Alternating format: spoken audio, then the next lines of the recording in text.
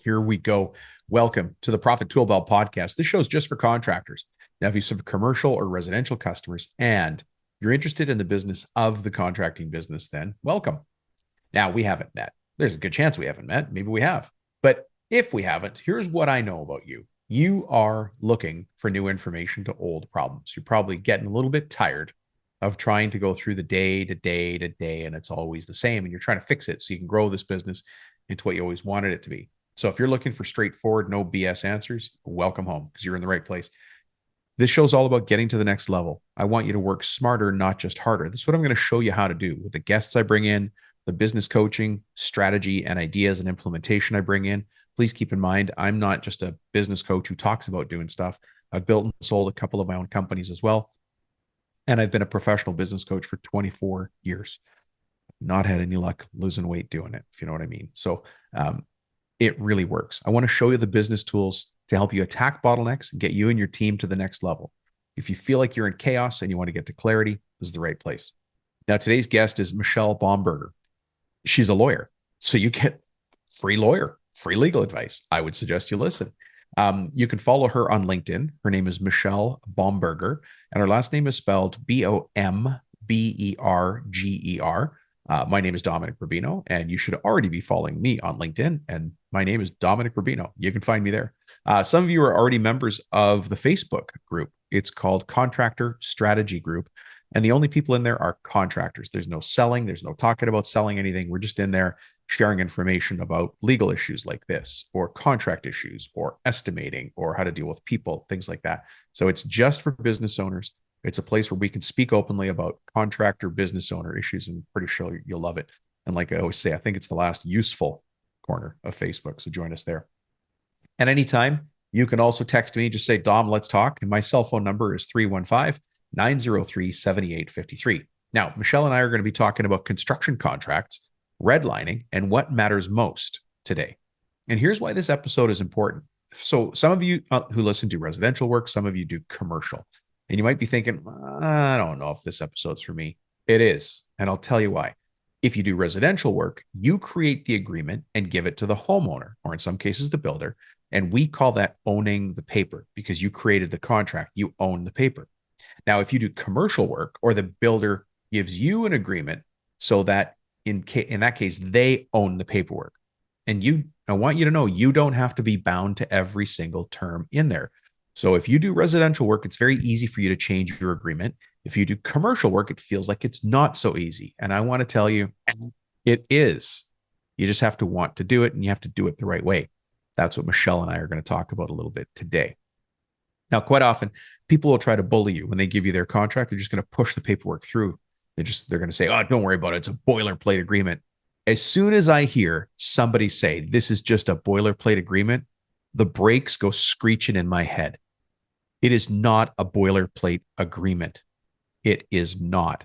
So you stop and you read it very carefully.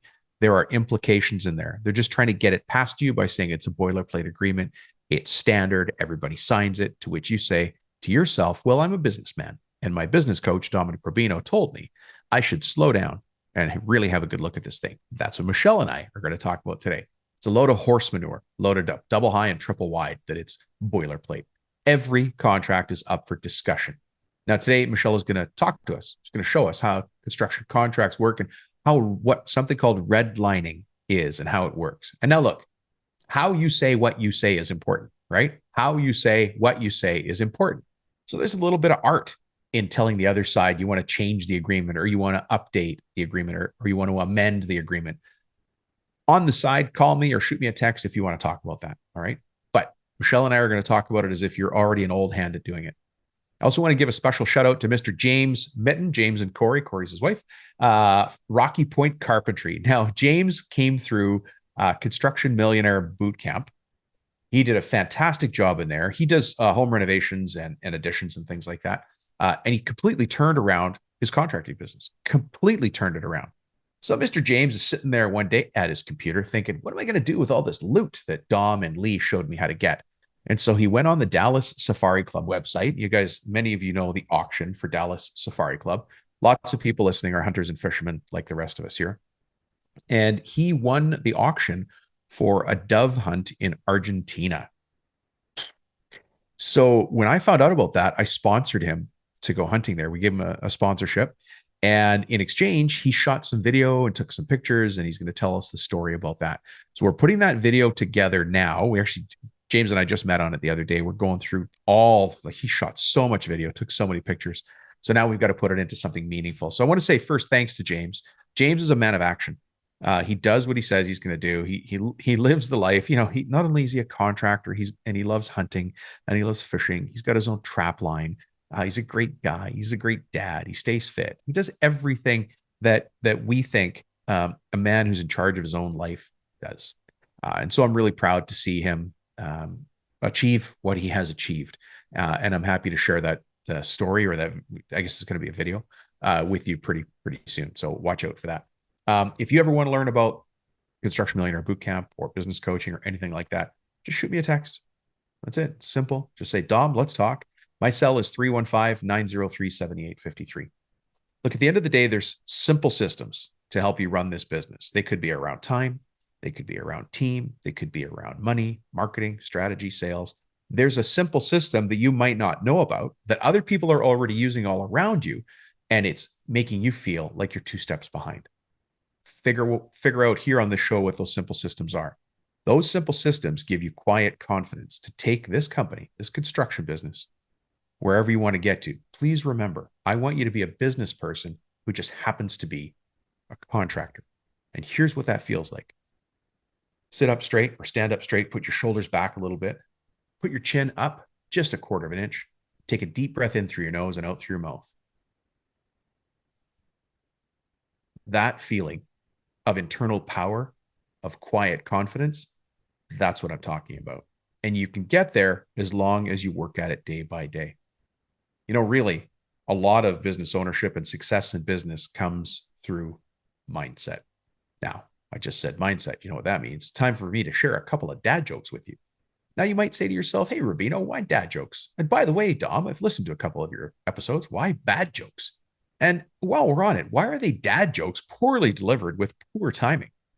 Well, that's the response I wanted. I want to get you laughing, and I want to get your mind open to hear what our guest has to say, what Michelle has to say. Look, I joke around that I'm as serious as you know what, but we can have fun while we're turning this business around.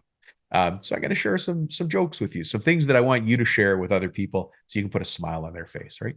Now, we're going to use a legal theme because Michelle's a lawyer. So I'll ask you this. Hey, did you hear about the new sushi bar? It caters specifically to lawyers. Yeah, it's called Sosumi. Hey, do you ever wonder why construction lawyers play hide and seek? Because good luck hiding anything in the fine print. Hey, why do construction lawyers all right. Why do construction lawyers love geometry? Because they're always trying to avoid getting cornered. You can use this one for sure. Okay. Listen very carefully. Let's do this seriously. Why did the contractor bring a pencil to the job site? In case he needed to draw up some quick red lines. You ever wonder who invented copper wire? 2 tax attorneys fighting over a penny. In the news today, 8 vowels, 11 consonants, and an exclamation mark and a comma appeared in court today. They are due to be sentenced next week. Oh, some of you have a sense of humor bad enough that you're going to deliver that better than me. I love it. All right. If you guys are ready, let's learn about the law. We'll belly up to the bar so we can build construction clarity out of chaos and nail down business success. Today, we are laying down the law with a guest who's the legal eagle of the construction world, a lawyer who can really hammer home the importance of solid contracts. So get ready to saw through the fine print, drill into the details, and bolt down the red lines that'll keep your projects rock solid and lawsuit free. We'll be mixing the concrete knowledge you need to make sure your contracts are as unbreakable as rebar. So put on your hard hats, grab your legal pads, because we're about to build a legal fortress that'll keep your business from crumbling under pressure. This episode is going to be a blueprint for protecting your bottom line. So get yourself ready. We're going to build a watertight framework that keeps your business safe and sound.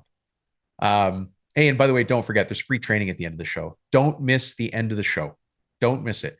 That's where we do free training, and it always revolves around a true life story and I bring it back usually with a professional development tool that you can download and put in place based on that.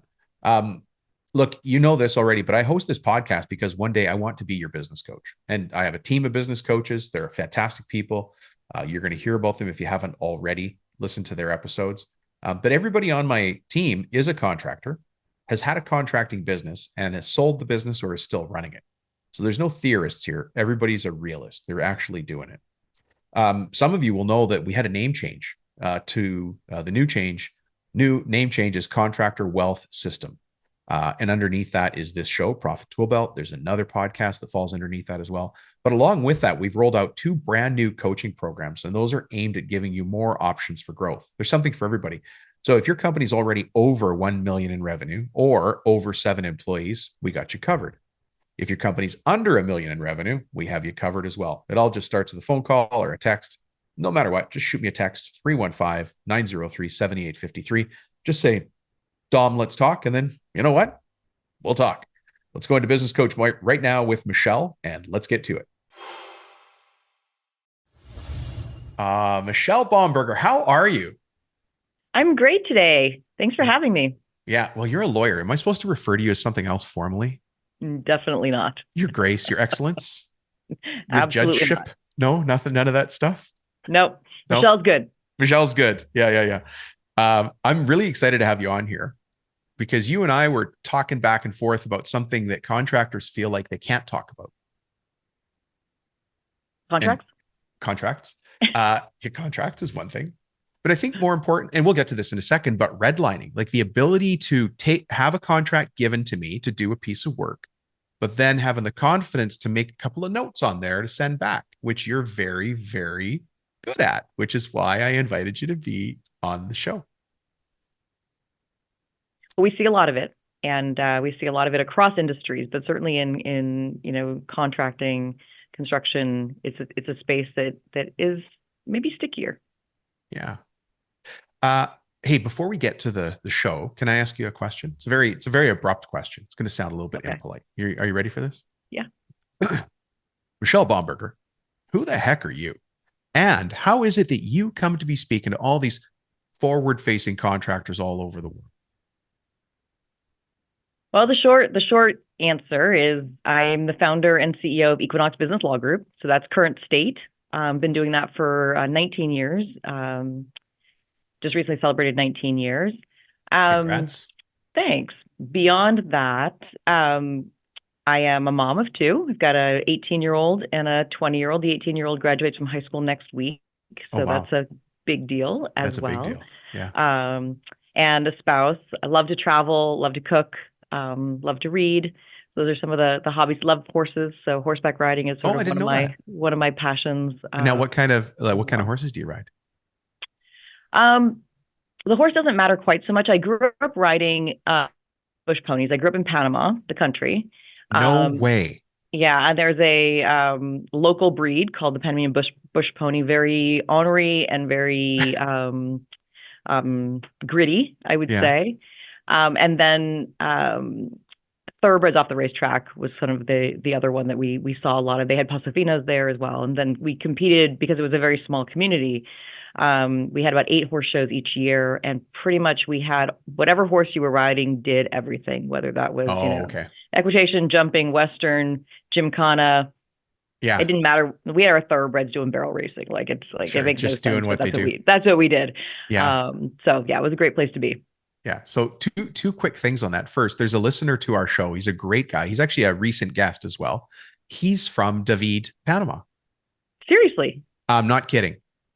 Oh, I would love to meet him. Oh, yeah. He's just a great guy. He actually moved from up in Canada, uprooted his family, moved down there and started a cabinet shop. So he's going to be a guest on one of the shows. That's the first thing. And then the second thing is my old business partner, Brian Tracy, his daughter was really into horses. And so one day, I'm not a horse guy.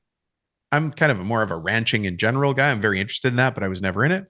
And I just casually said to Brian, how much is a horse anyways? And he said, oh, Dominic, you've asked the wrong question. It's not how much does a horse cost. The real question is how much do you love your daughter? Fair. Fair. We were really fortunate because we were in Panama, and so it was much more affordable than it is here by all stretches of the imagination. But Yeah. So you speak Spanish then?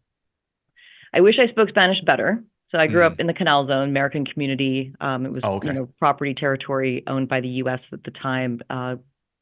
Transitioned back to Panama between 1979 and 1999. So American schools, American community. I learned to speak through a little bit in school, but mostly just having my horse at a Penn stable, actually. Sure. Yeah. But I give my mother a hard time for me not being bilingual because it's really inexcusable. Yeah. Well, that is so cool. We did not come to that point of interest during our pre-interview because we're still doing your professional background as a lawyer. Yeah. So we'll go back to that. So really, I started in consulting and I really loved working with smaller companies. And so when I went back to school, my intent was to get an MBA so that I could do consulting work. And the law degree was sort of an add-on as a, what else can I bring to the table to help businesses to grow? And so I added that on. And as I started to build my career, I went back to corporate for a bit and really thinking about where the gaps are in legal services for businesses specifically, and built Equinox to address a lot of those gaps. And so we're a really unique business model with all-inclusive fixed price relationship-based program and solution for businesses. Really, again, I lead with entrepreneur. I don't lead with lawyer. I always lead with entrepreneur because that's really where my love and my passion is. Working with small businesses and helping them to really grow and be successful in a proactive way rather than simply a reactive way. You know, I'm glad you said that because you might be surprised to hear this, Michelle, but not all lawyers are built the same. No. I actively look for lawyers who understand business because sometimes the right answer, the right legal answer is not the right answer for business. And unfortunately, I've paid for that education in time. And worse than the money is the time, the wasted time. Well, again, the incentives are also not well aligned. The industry in its traditional sense is built around maximize billable hours, even though a lot of those are written off at the end of the day. It's still, the incentive is to maximize billable hours. And that is not, in fact, that's the opposite of what the client business person wants. Yeah. We want to get through it. Yeah. Right. And then the default or the kind of result is that they don't call. So you don't talk to them for, ages. And then when they call again, you need to get yourself back up to speed to understand what happened since the last time you talked with them. And so it's just this, the client ends up in this, swirl of should I call, should I not call? Is it worth it to call this time? And so the angst and the constant anxiety around whether or not the right thing to do is to call in this particular situation often defaults to not calling. And so again, for where I was coming from, again, from a business perspective is, what would I be looking for? And what I would be looking for is a relationship and looking for someone who the incentive is to help me to grow as a business. And so leading with business first is one of our core values, leading with business, and then thinking about what are the expectations that I would have from my vendors, right? Responsiveness, transparency, really being comfortable and confident calling, knowing what I'm going to get. And I think that's a challenge. Yeah, it is a challenge. And one of the things that we don't think to call a lawyer on, which is why you're here, is redlining an agreement. And some people may not have heard of that. So let me paint a picture for the audience first before we get into this. And by the way, if I'm wrong, then you just paint me right back. Okay. We'll do. Okay. So there's, if we think about construction or contracting in two very basic terms, there's residential or commercial. So I'll forget civil and institutional. To me, that falls under commercial. So in the residential world, I create a business contract and I give it to you as the homeowner. But in the commercial world, there's somebody else. There's a property manager, there's a GC, there's a builder. They contract me. And so the contract gets pushed to me. How am I doing so far? Typically, yeah. That sounds about right. Yeah, typically, right. So it might be different with some, but so I'm getting a contract, and sometimes the terms of that contract. Oh, I'm going to use my Spanish. Can I use my Spanish? Sí, cómo no. Sometimes the terms of the contract that gets pushed to me no es bueno. That's the limit of my Spanish. Michelle, I know enough Spanish to order food, but if it comes out wrong, I don't know enough to send it back. So I just eat Una whatever cerveza, por favor. oh my gosh. Okay. Oh yeah, no, I do know. You just ordered a beer. That's right. And la cuenta, por favor. Yeah, that's right. So your accent was really good. You just rolled that off your tongue. But then, so there's this concept called redlining. Mm-hmm. And that's really what I want to open up our conversation on today, because if let's say a general contractor gives me a contract for whatever my construction trade is, and there's a term in there that I'm not happy with, or that I could see causing a problem, how do I redline that? And what so maybe I start, what is redlining? How do I redline, and how do I do it right? Yeah, great topic. The number of times that, we've had people come in, and this is not unique, again, to construction. This happens anytime you're working with a larger company or a company that you feel has more leverage than you do. I mean, that's often where this comes into play. Red lines can happen anywhere, anytime. But where we hesitate is when we feel like we don't have the leverage in the relationship to make changes. So when you get the document typically in a Word format, you have the ability to go in and track changes. And when you go in and track changes, at least old school, those changes show up as red lines and red letters on the page, which is where the term, I believe, came from. I think they used to be called blacklining, actually. But now it might be purple or green or whatever color, depending on how many people's comments are in there. But it's the ability to go in and make those modifications to the contract based on what you would want to change. Now, when is it appropriate? Anytime you see something you don't like, ideally. But we don't feel like we have the leverage to that. And we feel sometimes like we're being nitpicky, right? Like, really, should I change that? Is that really a big deal? Like, how do I evaluate? And if I do it, are they just going to say, no, you're too much headache, forget it, we'll find somebody else? And that is a very common mindset. Again, this goes back to leverage, right? This goes back to who has the power in the relationship. Yeah. And so as you are, reading through this contract, I think business folks, the people who own the business, people who are leading the account management or leading the contract negotiations, are typically focused on the business terms, the first handful of pages of the document that are talking about scope of work, payment terms, who's doing the work, subcontracting, that kind of stuff is typically in those first few pages. And people kind of go through that with a fine-tooth comb and try to, make sure that it's clear. That would be the first step that you would want to take, because the purpose of the contract is to reduce or eliminate ambiguity. Like, that's the most important thing. So when you're going through those business terms, what you want to be looking for is areas that are not clear, areas where there's ambiguity, because we want to remove ambiguity. Where there's ambiguity, there's possible disputes.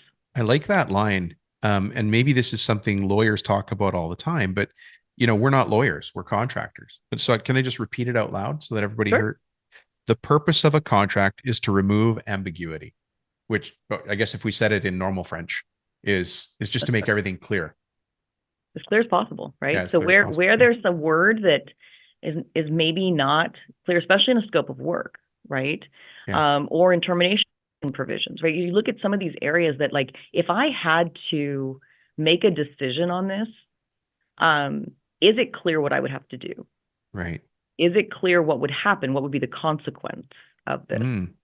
So clarity is really, really important. And so that is a nice place to start, because you're coming to them with something of value to both of you, right?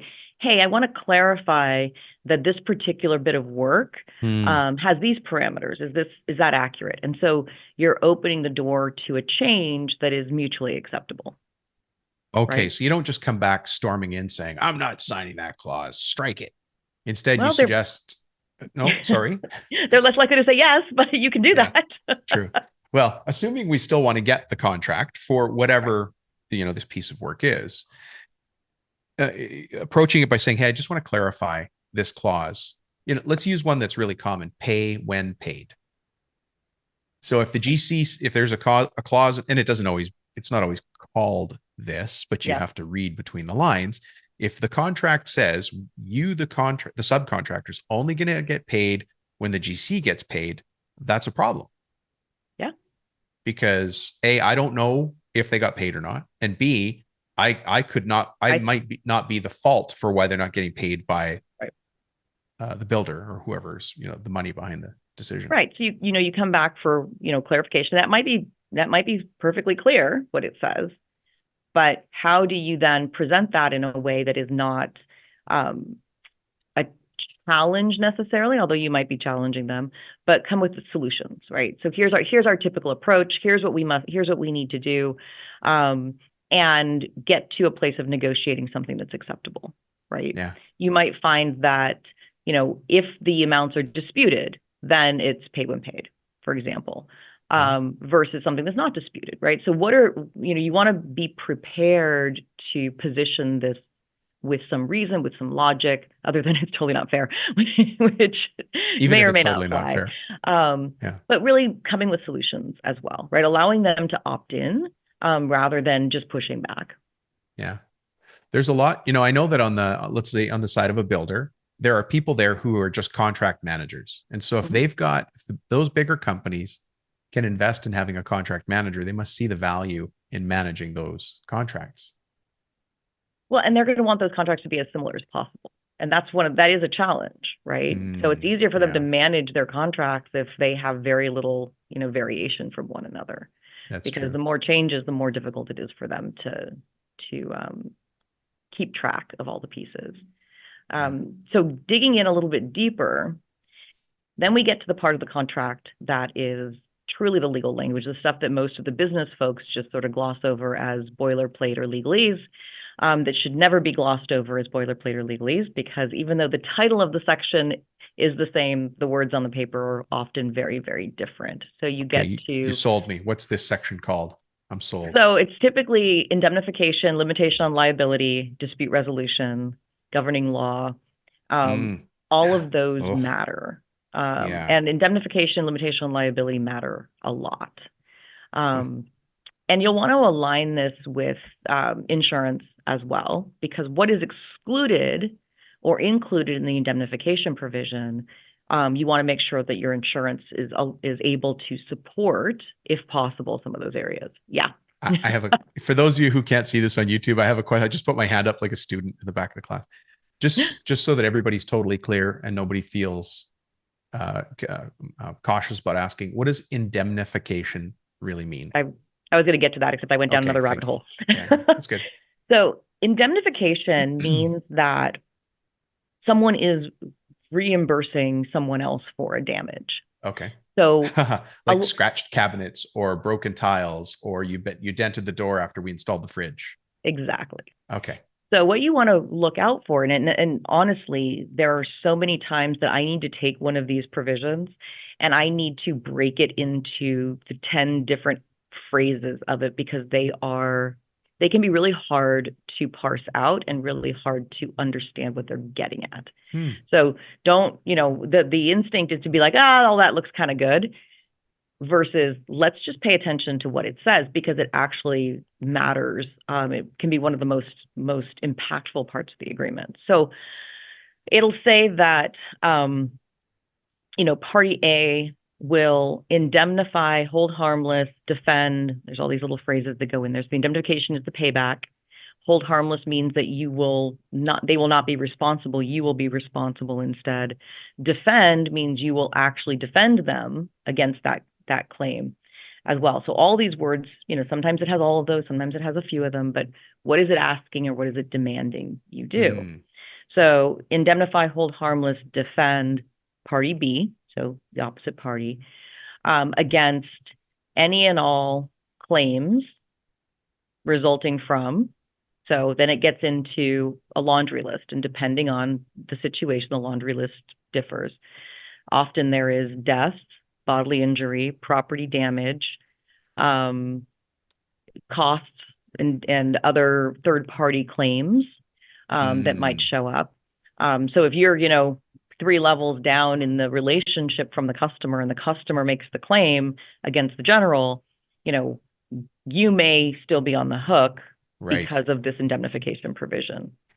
So, and then it goes on to say, including fees, lawyers' fees, costs, So you want to look at what is covered there, right? So if it says, death, bodily injury, property damage, breach of contract is often in there as well. So if you, for some reason, breach the contract, then the damages that they incur also a part of that. And sometimes breach of contract's not in there. And so when you think about the things that I just listed, many of those your insurance actually does cover. Okay. And so you want to align those two things. And so I know folks who say, well, my insurance broker reviews my contracts for me. And that is great if your insurance will look at indemnity and limitation on liability and make sure that you're covered from their perspective. That's great. But that is not a full review of the contract. That is a review of the insurance piece of it, which is great if you can get them to do that. That's super helpful. So anyway, you can see how those two things align. And these are two very important tools for risk management, your contract and your insurance. And those two things should align with one another. Thank you, because I forgot about insurance altogether. Yeah. Yeah. And, you know, the problem is we want these contracts. We're busy doing I'm talking as a business owner now. We're doing a million other things. Yeah. It's never been a problem before. Why would it be a problem now? I've been doing work with ABC, Acme, Jones for 15 years. My dad was doing business with them before me. Why would I mess with something that's good? Except that the one time you get caught, you're going to get caught big. Well, and you raised something that's really interesting is how frequently, you know, standing contracts exist that then get just kind of, they go on for maybe, you know, on a big project, they could go on for years. And does something change in that relationship during that period that should be addressed as well? And people are often afraid to go back partway through and sort of rock the boat. But if something changes, you need to evaluate whether it's worth rocking the boat. We are, as humans, pretty bad at evaluating risk. We can tend to kind of overthink the likelihood of occurrence of things that, you know, may be minor in damage and you know, underestimate the likelihood of something happening that has significant damage, right? Happening. So you've got sort of these two components. And so evaluating, to your point there, evaluating what is the risk of this particular situation occurring. And if it happens, is it going to kill my business? Even if there's a 1% chance or a 0%, nearly 0% chance that it happens, if it happens, will it destroy my business? Right.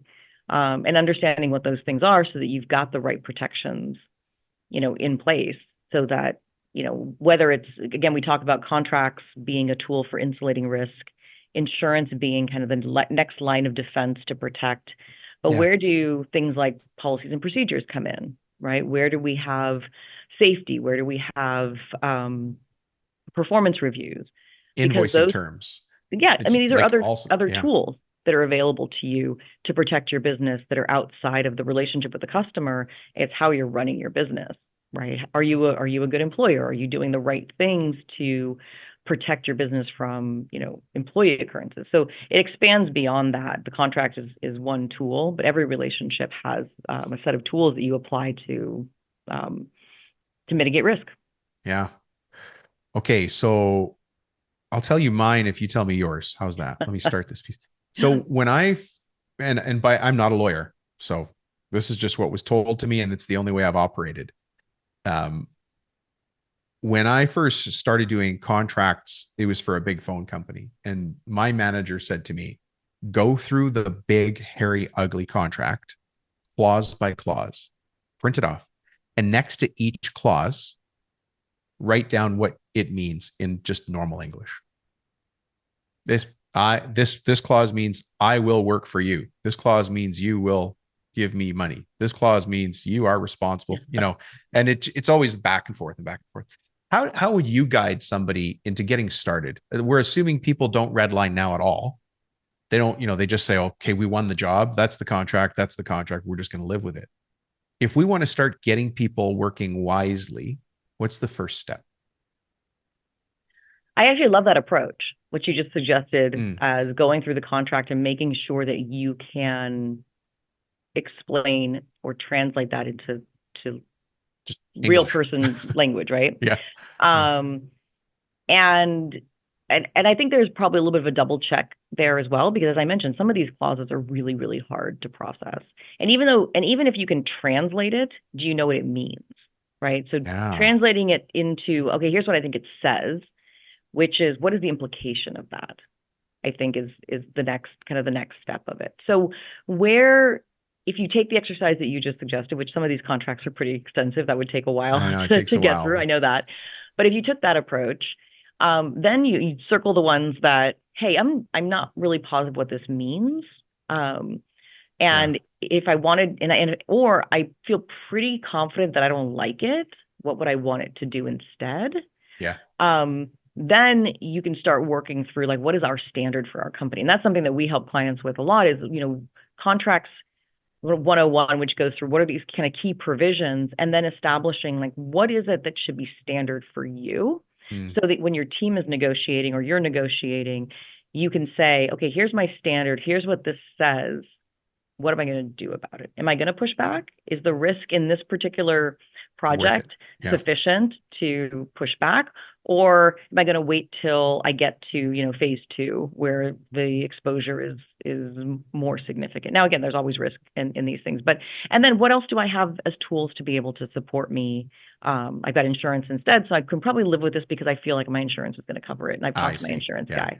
So you start to kind of evaluate those pieces. And once you do that exercise that you suggested, and then kind of taking those additional steps behind it, then you can have a standard for working off of. And so when the new thing comes in, you can look at those provisions and say, does this meet the standard or is it different? Does this meet the standard Simple or is it different? systems. And you've given your team a tool to work off of rather than sort of, blindly just signing stuff. Yeah. And I would just add that we have lots of clients who are like, I'm taking this work, I'm going to sign it anyway, right? Which is totally fair. I mean, hey, that's why we're in business. We need the contract. It's totally fair. But yet, understanding how many times, what it says matters. Right. So that I understand the implication of I have to finish this by X date, or there's going to be penalties, which means I have to get my guys working overtime, or I have to sub another sub in there. Or even like another piece I know is there's more and more data privacy, data security. There's a lot more regulatory compliance things that are sitting in contracts now that didn't used to. And there are things that people are maybe not familiar with. And if you don't read through it, you don't know if you are compliant, especially if you're doing public contracts, right? There's a lot more stuff in public contracts than you may have as your baseline procedures that you may have to augment or add to. So I would just add that as a caveat. I wouldn't say that I'm good at redlining, but I've been amazed at the times I've gone back to somebody and said, hey, can you clarify this clause? And they've come back to me and gone, yeah, we have no idea what that means. So just take it out. And I'm like, okay, great. So just by asking a question.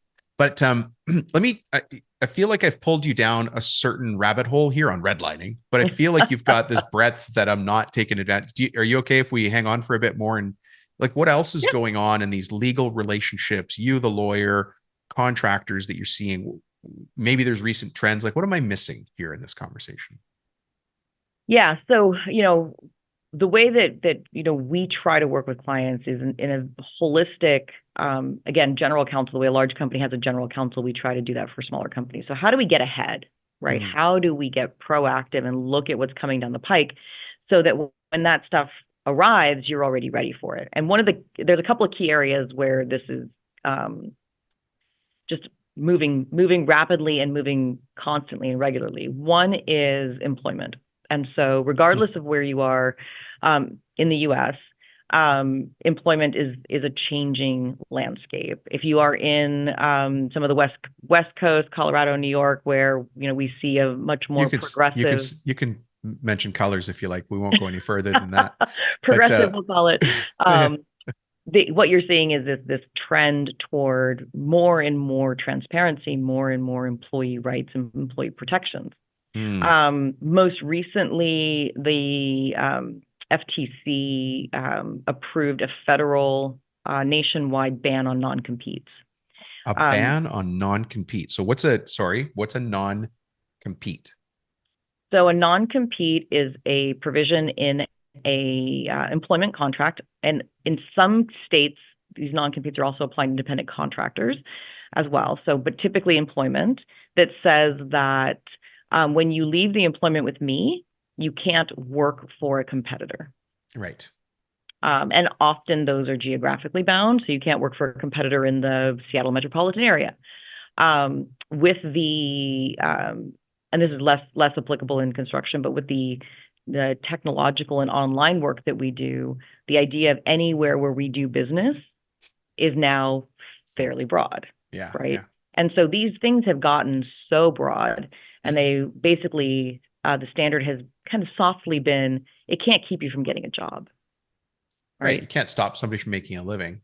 Correct. And so But I don't now want my they're basically estimator saying, leaving. How do I stop my estimator from leaving me and going to your company and taking all my well, you secrets? can't. They're allowed to, Ugh, and that is actually one of the, that it's is not the one answer I of, wanted. Just so you I know, know, Michelle, I don't want that but if answer. the argument is that these have gotten to the point where they actually have a negative economic impact because people can't move jobs, they can't move up, they can't actually improve themselves because they've been so restricted. That's the core argument. And yes, as a business owner, it's a really challenging place to be. But when you think about what is it that you're looking to protect, right? And I think you were getting there, right? You were saying, how do I keep them from leaving and working for a competitor because I don't want them taking my client list or my means and methods. Not listen, we're all in construction. So you bang boards together. That's how you bang boards together. But there are nuances to how we do things. yeah, And our methods and means of construction or of project management might be unique and really give us a competitive advantage. right. I kind of don't want somebody going over there saying, you know, the trick we did over there at Rubino Corp. Right. So what you mentioned is exactly the analysis that people need to do, which is what am I actually trying to protect? Okay. Right. And I don't want them stealing my customers. So that falls under a non-solicitation provision. And that's still allowed? And that's still allowed. Okay. I'm happier now. Right. I'm Right. 10% And happier. this is where parsing it out really matters, right? Yeah. Okay. And I don't want them stealing my employees. That's still allowed. And I want to keep this trade secret confidential. And so confidentiality agreements are still allowed, of course. Okay. But how do you enforce them? Like Yeah, that I is know. That's the tricky. gray area. Yeah. Once somebody has it in their head, like how are you going to stop them from going and showing this technique to somebody else? And you can enforce that. It's just almost impossible to enforce. And so how do you then take those trade secrets and either, you know, you think about the Coca-Cola recipe, right? Yeah, Sure. nobody knows the whole recipe. But when you're banging boards together, like, you know, everyone knows like how you do it, the magic way to do it, because that's how we do our business. And that's what the permit and the zoning says. But it's usually not that part. It's how we project manage. It's how we save time by the way the job site is set up. Or, you know, if you learn from a business coach, we show people secrets and shortcuts all day long. Right. Well, you don't want your people leaving and going to another company who's not using a business coach, and like suddenly they've shaved 5 days off a 1 month production time. Yeah. It's going to happen, first of all. But you know what I've also found is have at it. Right. Because you know, like it's like stealing tomatoes from my yard. They're going to grow again. I know how to grow tomatoes. You stole some tomatoes. Good for you.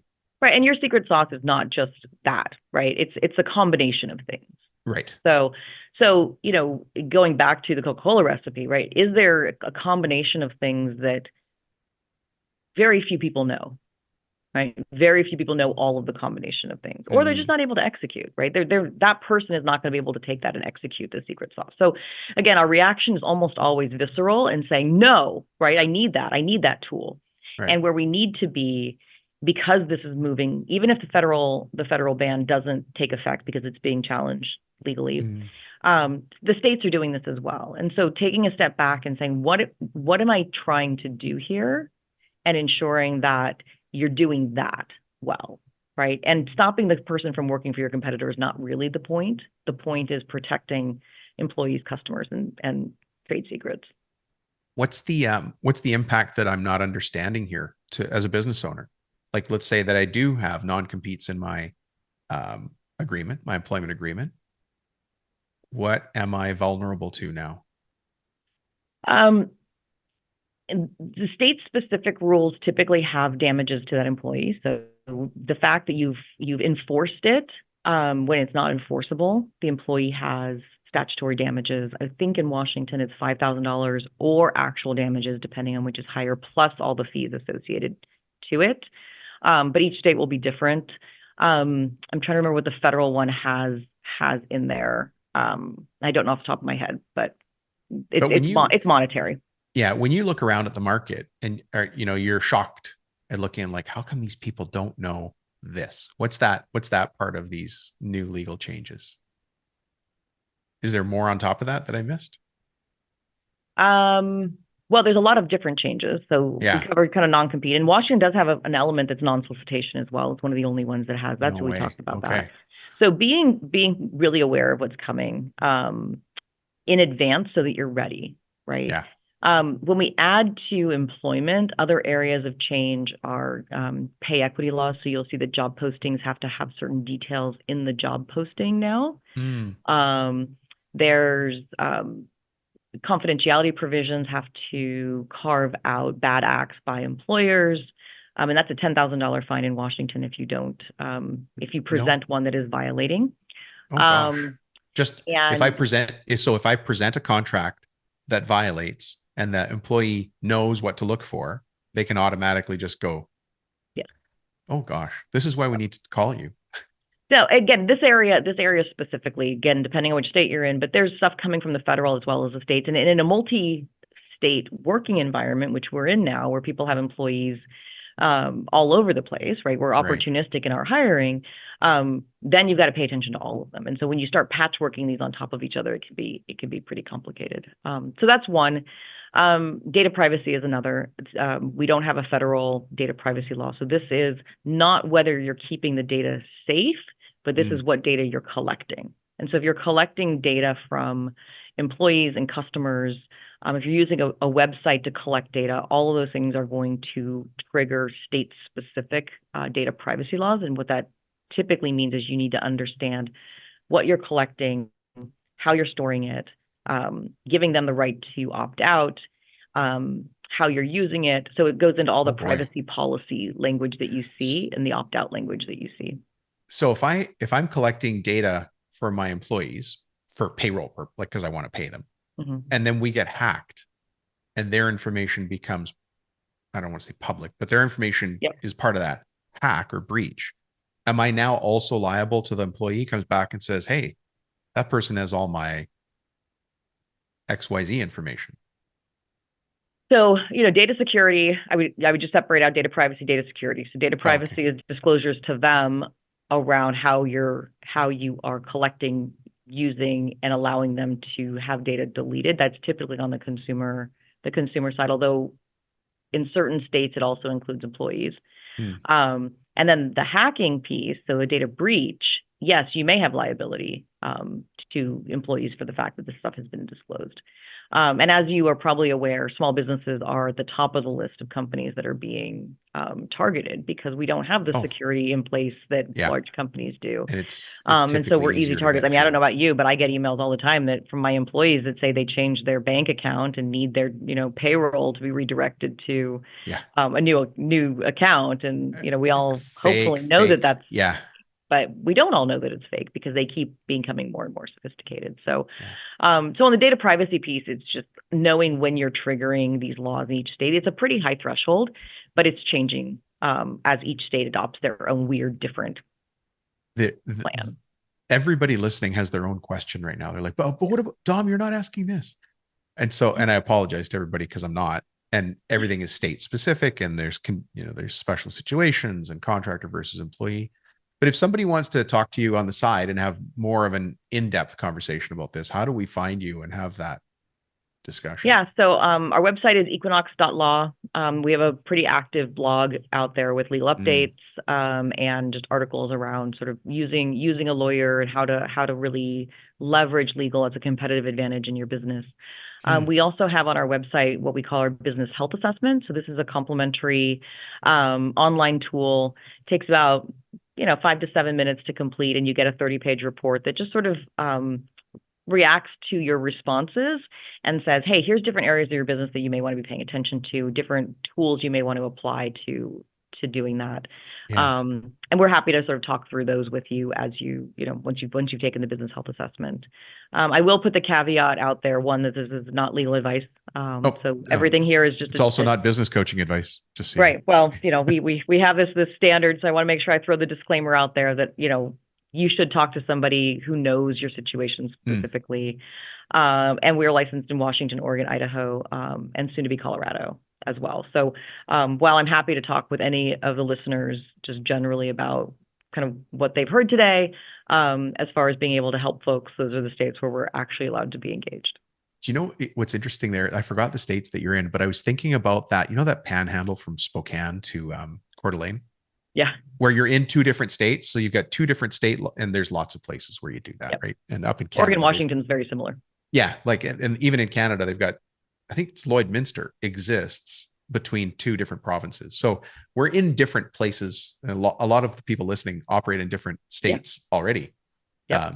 And if you're in California, there might be county laws that we don't even know about because it's California. Yeah. But you said something that interests me a lot. You said using legal as a competitive advantage. So I know that isn't the topic of today, and maybe we'll have you back in the future on that, but can you give me 30 seconds to a minute on how would I start to think about legal as a competitive advantage? Okay, so now you've kind of hit my passion in my heart, right? Oh, this is my world. That was the one? That's what I should have asked up front? Okay, sorry. Well, no. I mean, I love contracts and I love employment and I love all this. But honestly, we talked a little bit at the beginning about legal and the industry and its incentive structure and how it doesn't serve small businesses well. It's not built for that. Right. And legal is important. There's a reason why large companies have a general counsel, right? And that person is not firefighting and redlining contracts. The general counsel is an extension of the leadership team, the management team, helping them to evaluate the opportunities that are in front of them and the risks associated with those opportunities and getting ahead of the challenges, getting ahead and helping them to strategically think about where are we going and how do we get there in the most safe and secure way, right? So big companies have this. And all the folks that you guys are signing contracts with have this for the most part. Yeah. And you're at a disadvantage because you don't, right? And so legal should be that. And the solution is that lawyers need to sort of change how they operate to give that to smaller companies. And so that's what we do. And so it's not about, should I call for this, this particular issue, but do I have a relationship with someone who knows what I did yesterday, what I'm working on today, and where I'm going tomorrow, and knows what's happening in, finance and collections and which projects we have going on and which ones are in dispute, so that we can have a holistic picture of how do we move the business forward based on our vision and based on our current activities and based on what we did yesterday. And so that's the strategic and competitive advantage that legal should offer. I'm so proud you're here. Do you know why? Because I don't think most podcasts don't talk about this stuff. They're still taught, there's nothing against the scrappy entrepreneur. I am the scrappy entrepreneur, but we have to start thinking about the legacy of our family name for what we're building here. And at some point, if you're on a growth path, you cross that threshold where you can't ignore this stuff anymore, simply because you become a target. You just become a target to other people, that tall poppy syndrome, or that time I paid for rights to a photo that I didn't think I needed to pay for rights for, and I paid for it. And then 2 months later, somebody else sent me the same letter saying I had to pay for rights for the photo, and I realized I'd been scammed. Fun times like that. Yep. And it was a dumb photo. It was like something, Yep. That's a side conversation. But no, you're right. And that's the day-to-day firefighting that it's like, oh my gosh, is this what I have to do today? This is not what I have to do today. Yeah. Right. Yeah. And then alongside that, how do I find the time and the brain space to do that, big thinking? Because I'm just, firefighting. I noticed the books on your bookshelf, and a lot of those are familiar. We've got, the scaling up and the traction, all those things that are like working on your business, building your, building your strategy, and it's hard to get there. And so part of that is having the right people on your team, both internally and externally, to be able to hand it off with confidence that it's going to get done. It's going to get done right. And you're not going to get $10,000 bill for it, right? Like that's. Yeah. So, and you know what, at the end of, just before we close for today, I'm going to share something with the audience. They've heard it from me before, but I just want to, things of value cost.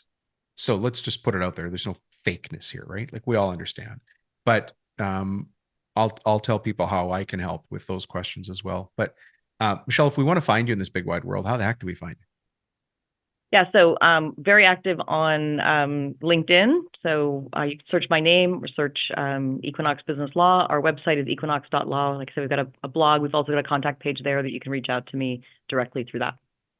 Cool. And then anybody who's into horses or is from Panama, or didn't you live in Ireland for a while?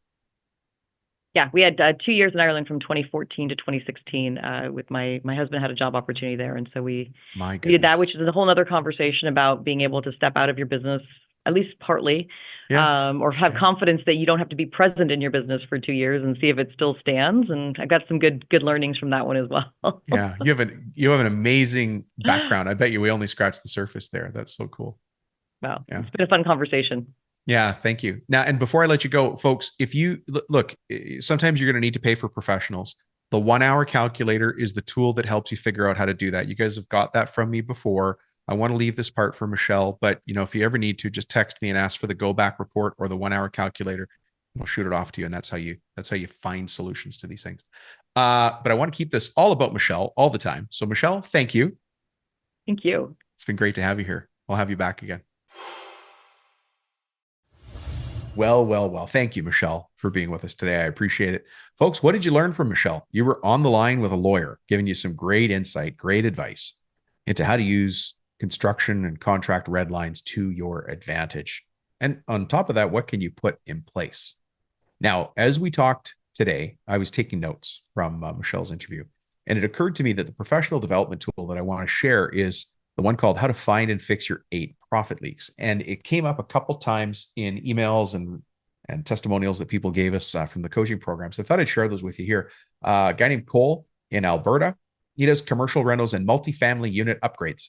Now I've spoken to Cole. So what that means is he works with property managers, and when they have a place that needs to be refreshed, he does sort of a light reno on those places all the way up to a medium, what a lot of us call medium reno.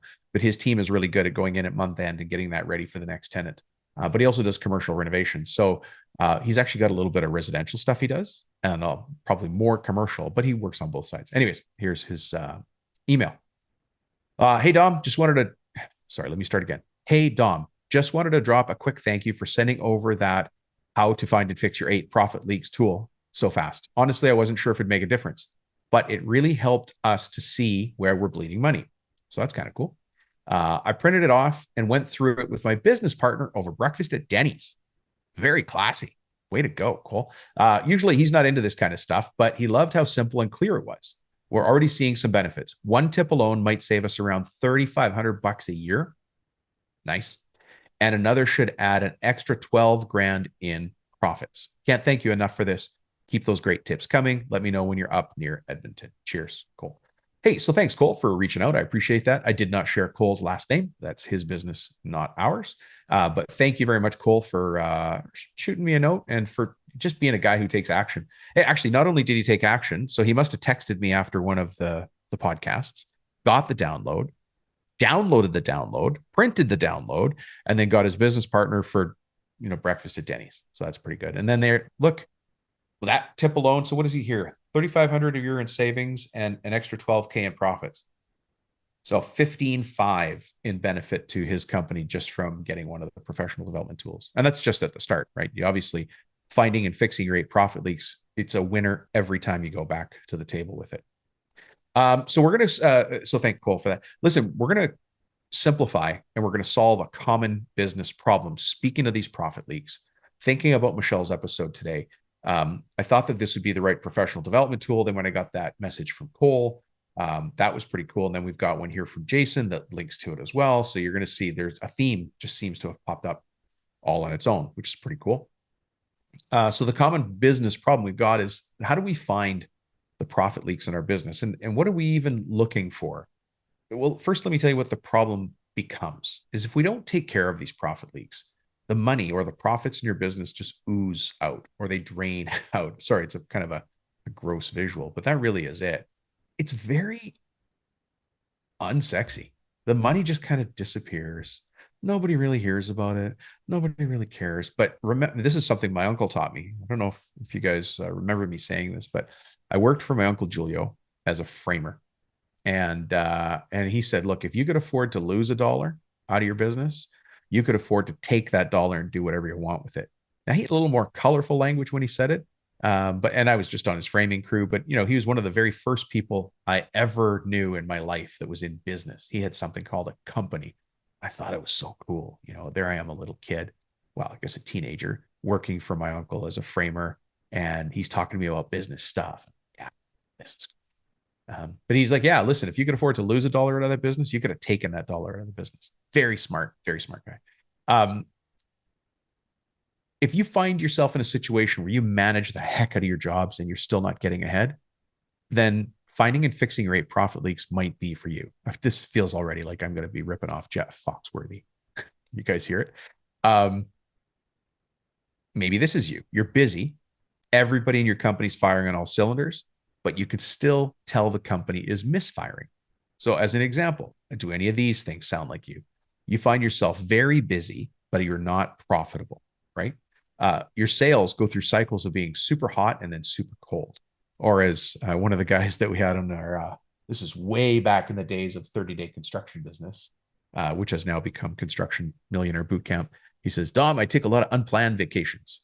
That's the hot and cold. Maybe this sounds like you. Over the years, the quality of the customers seems to be dropping, even though you're getting lots of referrals and word of mouth. That's strong. But it seems that people are beating you up on price more and more. And as time goes on, it's just getting harder to make a dollar. Does that sound like you? Maybe you're in a situation where you're facing the same problems every day. And it doesn't matter if you're doing 2 million a year or 20 million a year or 200,000 a year. You just find that you're facing the same problems every day. It's Groundhog Day.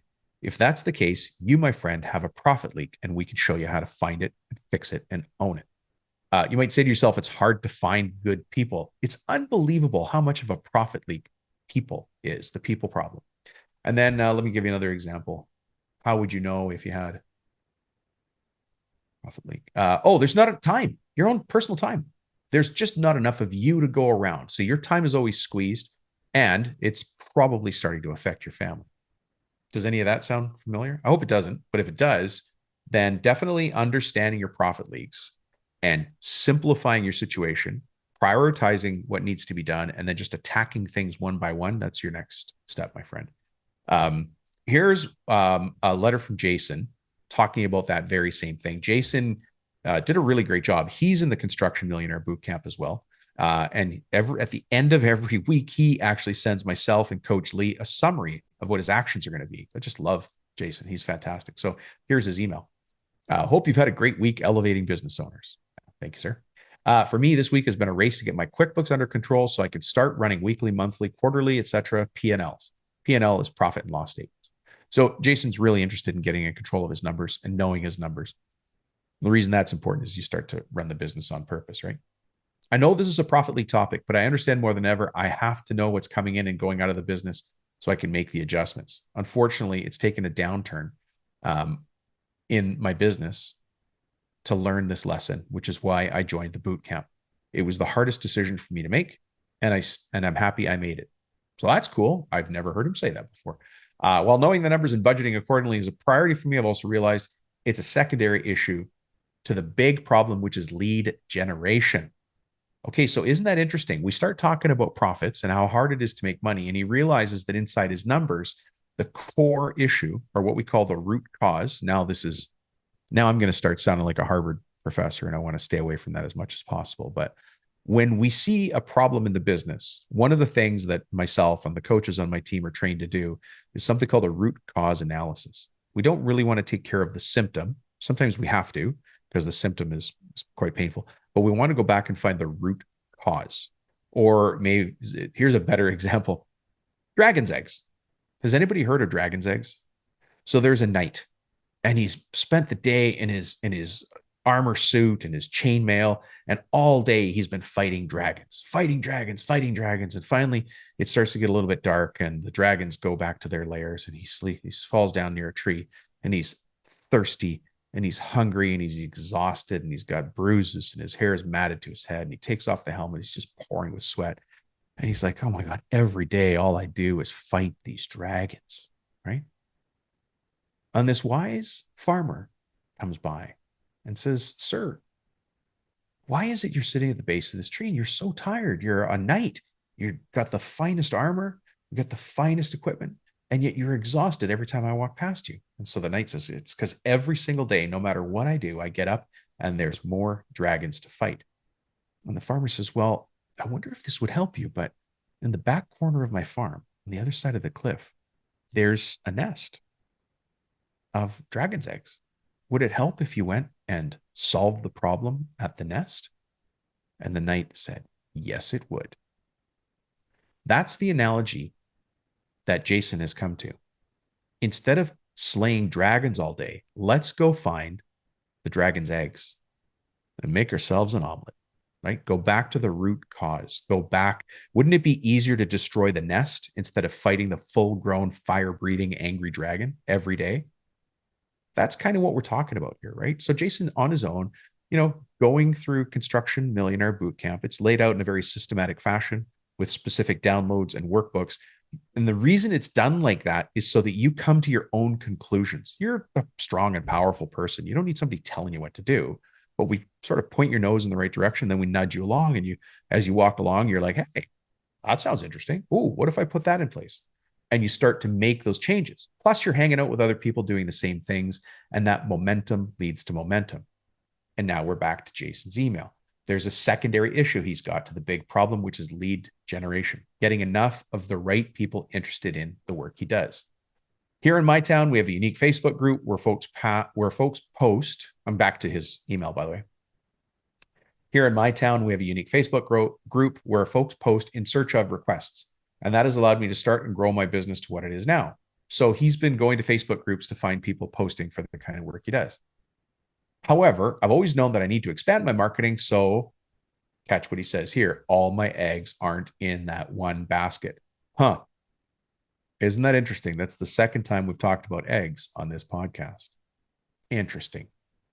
Do you need to go find those eggs? Anyways, for the past few months, I've been focusing on new home builders and remodelers, thinking that's how one grows $1 million contractor shop. And while that's worked, I've neglected the retail market. So he goes on in a little bit more detail that I'm not going to share now because it's personal to him and I don't want to share that. But he's talking about his marketing.